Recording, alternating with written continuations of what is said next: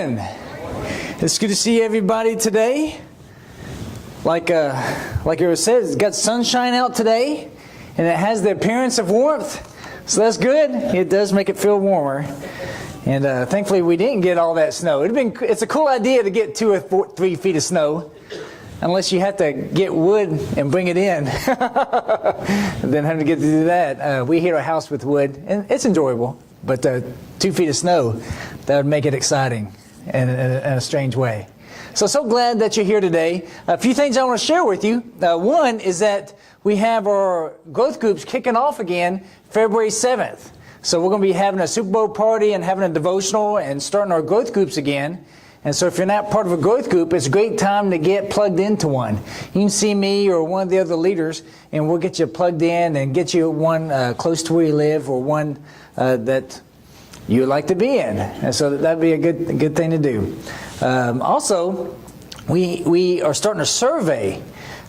Maybe you saw that in the email that I sent out yesterday or on Facebook. I put that on there, I think, Wednesday. And that's a survey, just an educational survey. Just to see, where you think your strengths are. I understand New Testament pretty good, but the prophets, the Old Testament, not so good. This is a way we can find that out, so we can see what we need to teach in the adult classes. So high school on up, please take that survey. And if you didn't get the email, or if you don't have email, do email or Facebook. We have some hard copies back here at the Welcome Center. So you can get that and fill that out and turn it in, and we'll enter your scores into the rest of the survey. And we'll let you know what that survey says. Okay, so that'd be good. Sounds strange to say that, survey says. But next, yesterday the ladies got together and they planned their activities for the next year. It was a great time. I can say that because I was there. Just us ladies there. And it was just a really good meeting. And every subject line was volunteered for. So what a blessing. It's a good challenge to us men too, to step up and volunteer for different activities. So if you're a lady and if you're a lady that wanted to volunteer and you couldn't come, or maybe you decide that you want to help in some way, please see Beth or any of the other elders' wives. Okay? And lastly, we have something new in the back here. We have a greeting card display. I call them carrying cards. And if you like to get a card, if you're like me, you forget a lot of times. Oh, I meant to send them a card, and you just forget. And now we have cards back here. We have about 12 different options, get well soon, birthday, just glad you're here kind of cards. And I got some masculine ones too, so they're not all Thomas Kincaid. So you can go get one and fill it out right then if you want, and put in an envelope, and we'll mail it for you. All right? So I just ask you, if we don't have their address, put the address on there. All right? It's not like Santa Claus, sent to Santa Claus, get there. So this is just another way that we want to encourage each other and you to really show that you care for one another, which you do. We are a very loving, caring congregation, and I like things like this. So hopefully you would enjoy that as well. All right? This is our last part of talking about the sower, this great parable, probably one of the most well-known that we have in the Bible. And there's only 3 parables that are in all the synoptic Gospels, Matthew, Mark, and Luke. And this is one of them. And so this is one that you've heard preached about time and time again. And last week, I talked about the four different soils. And I just want to remind you about the seed, because the seed is so important to our conversation today as well. So the seed there in Mark 4:13-14 says, "And he said to them, 'Do you not understand this parable? How will you understand all the parables? The sower sows the word.'" And we know the word is not just talking about Jesus Christ, but the word is the word of God. Okay? Whatever God puts on your heart to say to somebody, or what you need to live in your life, all right, that's the word that Jesus is talking about here. So we're going to be talking about that today as well. And so really we have these 4 options of who we are, these 4 soils. We have the one that's on the road that's really beaten down. If you remember, those are one that resembles the people that have heard so many different things, and their heart is hard. And so it's hard for them for the seed to take root there.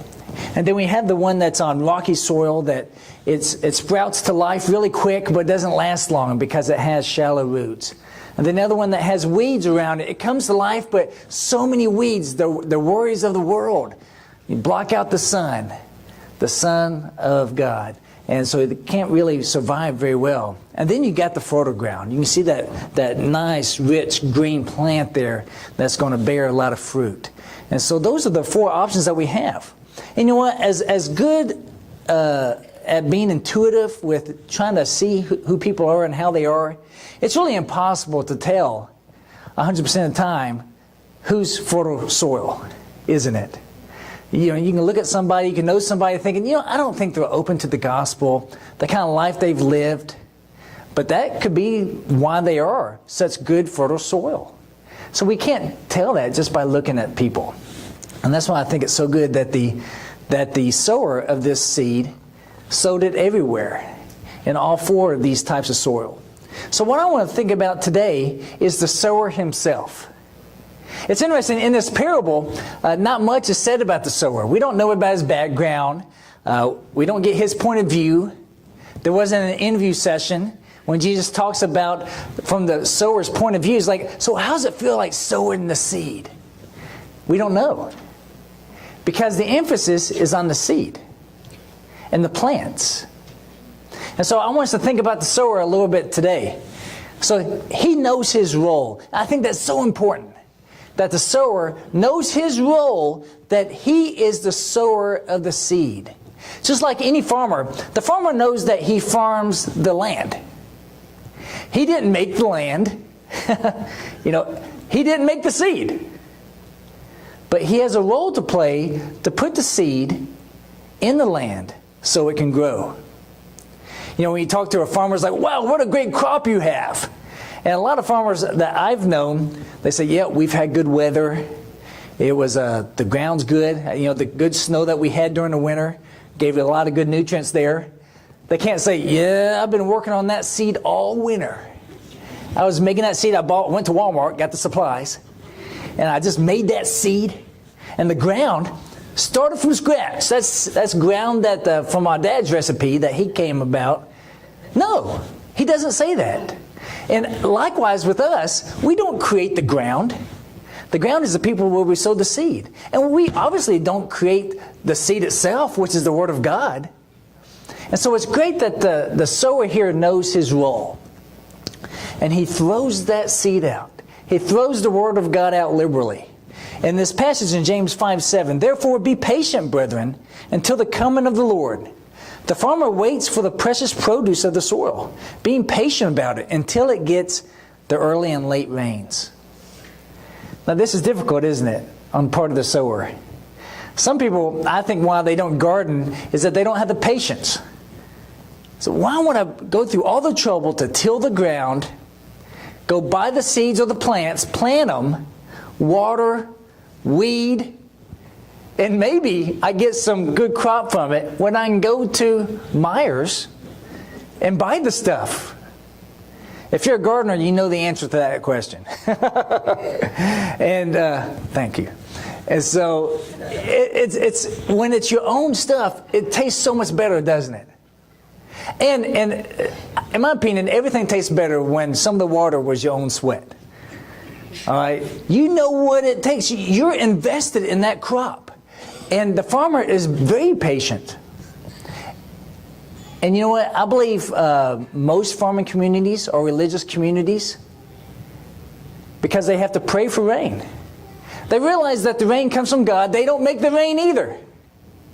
They have to count on God for everything they do. The land, the seed, the rain, the crops growing.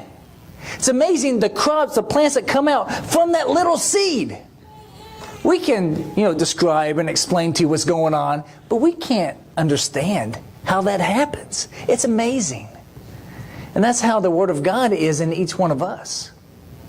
And so the farmer is patient. And so we need to learn to have patience as we sow the Word. We want to sow the Word of God, and we expect to see people there the next Sunday. I told them that we're having something, and they're not here. Sometimes it takes years of cultivating a relationship, talking to somebody.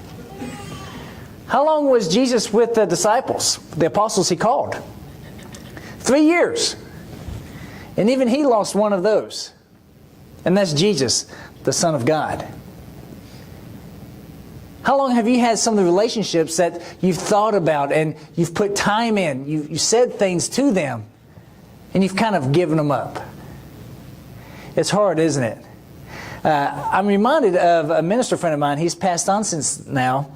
And he served for a youth minister for a long time. Then he preached for a long time. And one time he was traveling, giving some talks.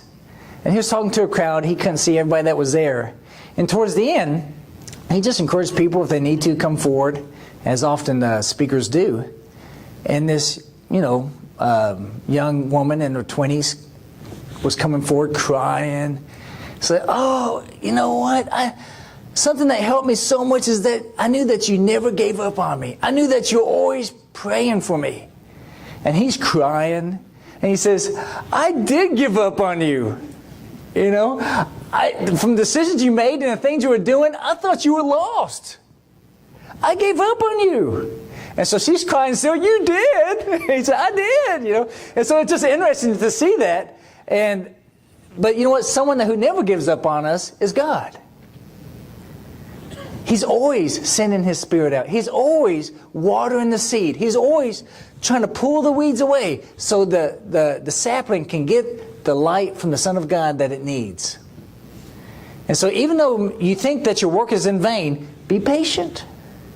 You don't know what transition someone's going to be in their life that it clicks. That they're going to think, "Amazing. Now it all makes sense." I shared this in the evangelism class this morning. My best friend, his dad was an atheist for almost all of his life. And he, of course, had talked to him. I had talked to him. My dad had Bible studies with him. And finally, he got sick. And he had cancer. And, prayer is so powerful, isn't it? And the church I went to, Smyrna Church of Christ, their second and third grade class, something that the teacher did, okay? Sent a card to them and said, "Our second and third grade class is praying for you," and all the kids signed what they could or put their thumbprint on it, kind of a thing. And that touched him. He was like, "If these second and third graders have it together, I need to get together." And he got baptized. And about a year later, I did his funeral. You just never know what it's going to take for a seed to finally take root and for it to grow and produce fruit. So I want to encourage you, be patient. Be patient and continue on with all the seedlings that you're working with. And hopefully you have many that you're working with in your life. And throughout time, they're going to bear fruit. So he knows that you have to be patient and that takes time. And you know what? One of the great reminders to us about this, that it takes time with us. Thankfully, God and Jesus are patient with us. And I imagine the sower, as he's sowing this, thinking, hopefully this is going to give a good crop. I know all of it won't. He thinks about himself. That it produced something in me. And that's the hope I have for each one of these.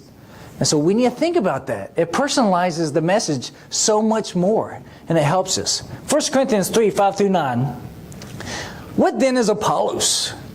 And what is Paul? Servants through whom you believed, even as the Lord gave opportunity to each one. I planted, Apollos watered, but God was causing the growth. So then neither the one who plants nor the one who waters is anything, but God who causes the growth. Now he who plants and he who waters are one, but each will receive his own reward according to his own labor. For we are God's fellow workers. You are God's field, God's building." Love this passage. There's a lot to be said there about, we're going to receive our own reward according to our labor, and so many interesting things there. But I want to focus on a few points that we see in this passage. That one, it's God's ministry. It's about God. The sower, when he's sowing the seed, he doesn't make it about himself. "Okay, seed, you better grow. This is my reputation at stake here." It's not. The seed, it's going to grow dependent on the ground and the seed itself. It has nothing to do with the sower. Okay? The sower's throwing it out there. And sometimes when we're talking to people, when we're trying to throw the seed out, we tend to focus on ourselves too much. And we take it personally sometimes if people reject us. Because we take it that way. But they're not rejecting us, are they? They reject the message. They reject the seed, not us. So we can't take credit for the growth. Someone says, oh, so great that you brought this person. Yes, you had a hand into it. And bringing them, but all the credit goes to the Lord. Because God gives the growth. He causes the rain. He causes different people to come in. It's estimated about, when someone finally comes to church, it takes about 6 people to be in their lives to keep them involved in church. 6 relationships that they have to feel tied into to want to stay. 6. Can any one of those people take credit for that? No, of course not. It's all God. All God in each individual's life. So your work and my work is one work. And I completely see that. When I was a missionary in Russia, when I've done short mission trips to different places in America and other countries, I told people that helped me and gave me money, is like, you're going with me. You're doing what you can so I can go and do these things. Everything you do, everything I do, we're one. And that's something great and unifying about the church. As long as we're focused in our thought and that our goal to reach the lost and try to help each other mature, we're focused in that, we're doing it together. And I like that. No one is greater than someone else. The elders, deacons, wives, all of us, we're all Christians. We're all one with the work of God's work. And so we get to work alongside with God Himself. What a great honor. What an exciting opportunity to work along with God. And as you're sowing that seed and you're thinking about a particular friend or family member, and you pray to God and say, God, help water this seed.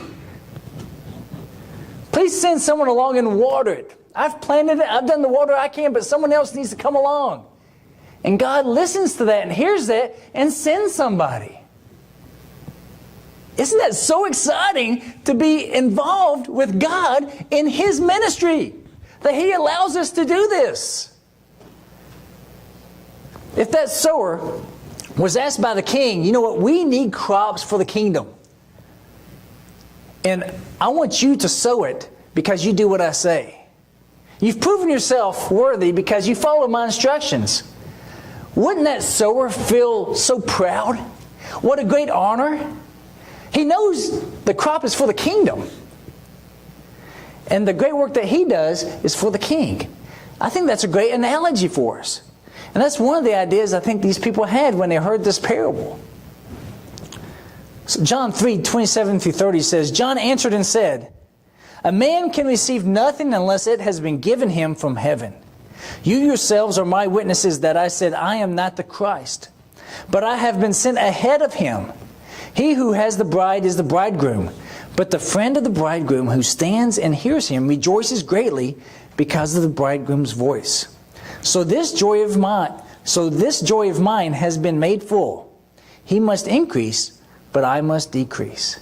And this happened when Jesus came up and John saw him. And so the people that were following John immediately started following Jesus at this time. John, even though people were following him, he was so humble. And he said, I must decrease, he must increase. And I think that's a key. I know that's a key for a sower to be successful. He has to understand that he becomes less. And Jesus has to come more in his life.